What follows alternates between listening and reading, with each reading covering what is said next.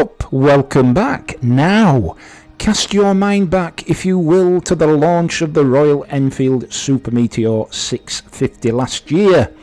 Now, if memory serves, and it occasionally does, that presentation was framed in terms of the bike being available as two distinct variants of the same platform, a standard version and a touring spec version. The Tourer being equipped with rigid panniers, crash bars, spotlights, a bash plate, a touring screen, a touring seat with backrest, and all in a trick colour scheme named Celestial to sit contextually with the other colours in the range, named as Astral and Interstellar. And add to that a bike, after all, named after a cosmic rock skipping through the atmosphere, and the thematic pitch of the whole package was guaranteed to generate a lot of interest amongst space travellers and Earth dwellers alike, as indeed it did.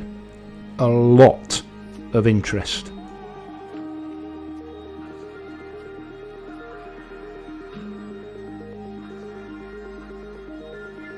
But you know, I remember being down at Motorcycle Live at the NEC in November, and at the Royal Enfield stand, sitting upon two Super Meteors, which were very obviously being pitched, in terms of spec and price, as a standard cruiser and a tourer.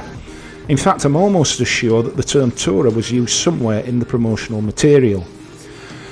Now, it was the touring version in Celestial Red with all of its additional apparel which immediately caught my attention and had my debit card twitching, even back then.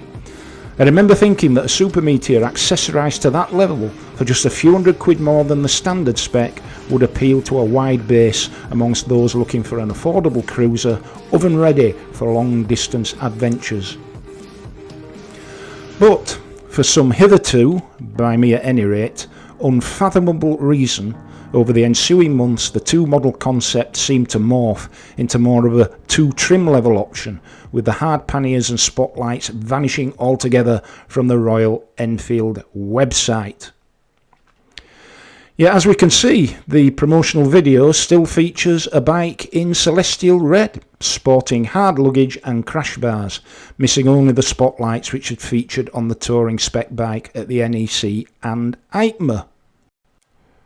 A cursory glance at the accessories listed by Royal Enfield as available for the Super Meteor on their website shows a number of crash bar options, bash plates, seat upgrades and the like, but no luggage and no spotlights, as you can see. And as you can see, if we click on the drop down menu for luggage, no products found. And if we go in search of spotlights by clicking electrical, we get just indicators front and rear. No sign of the earlier sported Royal Enfield spotlights to be found. All rather odd, but no matter. After all, my recent purchase of a Celestial Red Super Meteor included the touring screen, touring seat and backrest, and a short time later crash bars and Pannier frames, courtesy of Givi, acquired from Hitchcock's Motorcycles.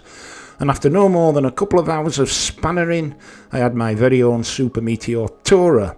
The spotlights are to follow. Now, these were a breeze to fit and transformed the bike quickly and squarely into a comprehensive touring cruiser for relatively minimal additional outlay.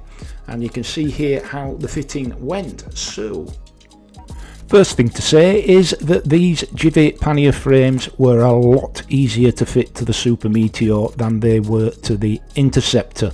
Much more straightforward. There are only 3 fixing points and they are all already provided for on the bike. So for example, those 2 threaded recesses in the rear mudguard, and just below the passenger foot peg is a conveniently located hole in the frame for the third fixing point. Now, not sure why those are there, but the cynical side of me would say that perhaps they were there for the mysteriously disappeared Royal Enfield hard luggage. Any road up, that may materialise at some point in the future, but I'm a bit of a Givi fanboy. I do like their merch. It's top quality, particularly the luggage. And the beauty of the monokey system of frames I'm fitting here is that you can fit any monokey luggage from Givi to these frames, and there's quite a selection. So all you need to do is take out the Allen bolts that are already in the mudguard, and in the kit comes 2 replacement longer bolts together with 2 spacers, and just offer up there and loosely secure them to start with before you attend to the third fixing point.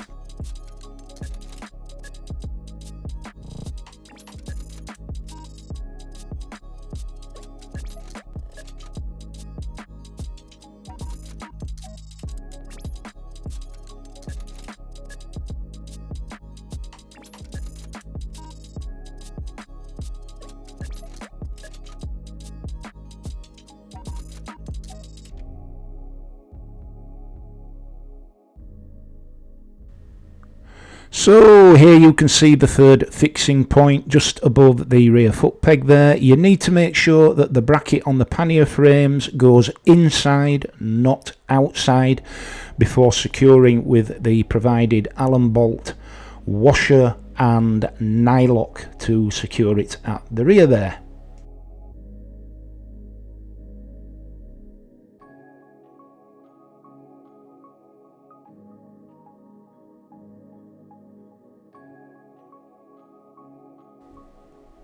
Top tip for you here: to get proper access to tighten up those 2 Allen bolts at the top there, you're going to need to loosen the retaining bolt on that grab handle and just move it to one side. And I give the bolts a final and firm tightening up there, and then if you turn your attention back to the grab handle there at the top of the left hand shock absorber, just reposition it and tighten it back in place. And finally then a tightening up of the third anchorage point there just above the rear pillion footrest. Right, time to tackle the right hand side. Same process. Remove those 2 Allen bolts at the rear mudguard.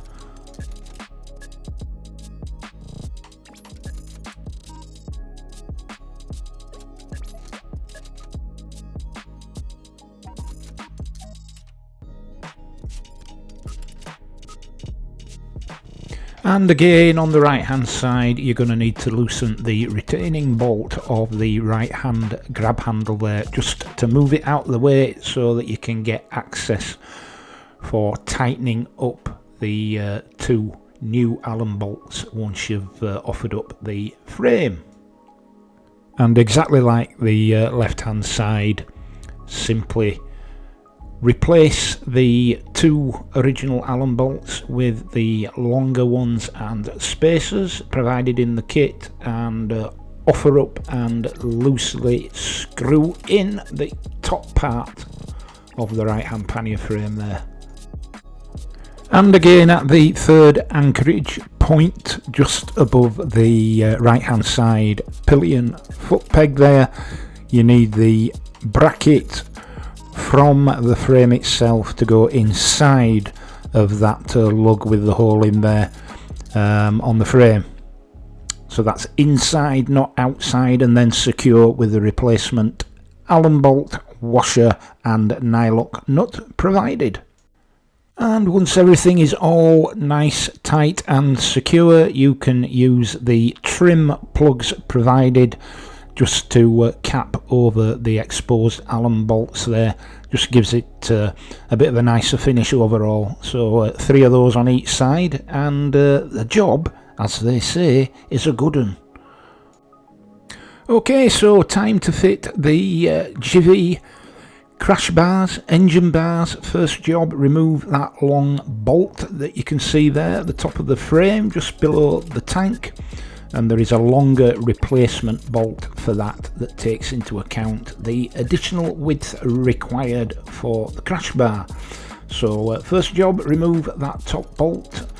As you can see at the left hand side there, on the right hand side there is a retaining nut and spacer. Make sure that you leave all the original spacers on the bike in place. Very important that. Leave all the spacers already on the bike in place.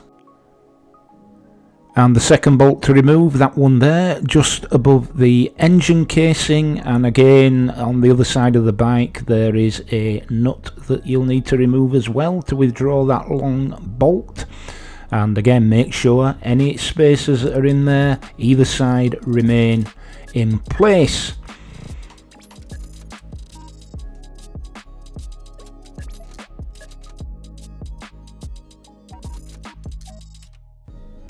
Now offer up the left hand engine bar to the first mounting point, top of the frame there, just above the engine, and put the supplied replacement bolt in.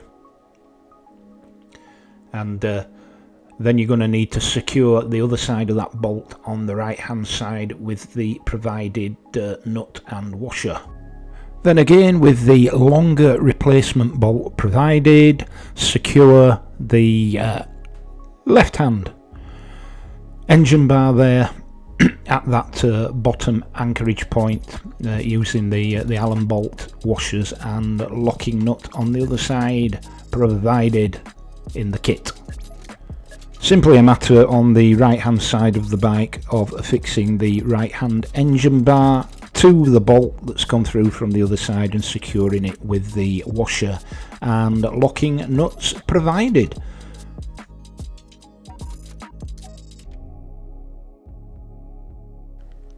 And finally, and if so desired, fit the little trim pieces there, those little plastic box with the Givi logo on.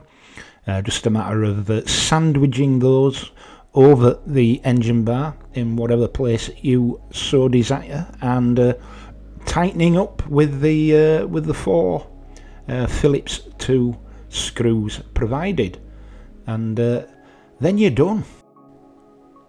Now, one thing to mention, because I couldn't quite get the video camera in, is with the Givi crash bars on the right hand side of the bike, the bottom anchorage point to get that nut on that long bolt that you can see there, you're going to have to move that brake fluid reservoir out of the way. And I don't know if you can see there, but it's held on by a small nut that you can just probably see there at about the 10-11 o'clock position. So what you have to do is you have to remove that nut. Just move the brake reservoir to one side, and then you'll be able to tighten up the locking nut. So that's the right hand side lower anchorage point for the Givi crash bar. So hope that helps. I'll just show you some more close-ups now of the anchorage points for all the kit.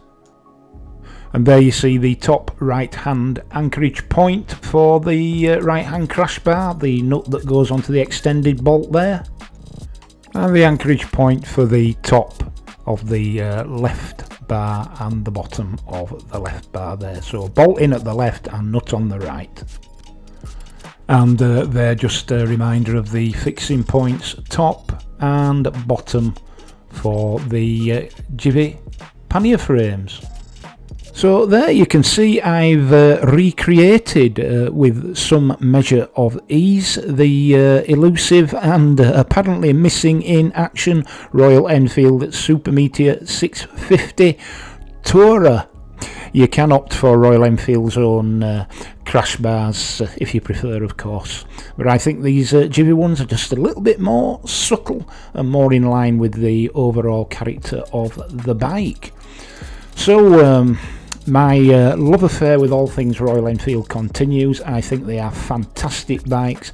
I think in terms of what they deliver in terms of quality and riding enjoyment for the capital outlay and running costs is absolutely second to none. Right, so that's it for now. Hope it was of some interest to you. If it was, please click a like, please click subscribe, please feel free to share, and if you're in generous mood, feel free to click that super thanks icon and just buy me a coffee or whatever. And until the next time then, ride safe, be kind, and I'll catch you soon. And toodle pip.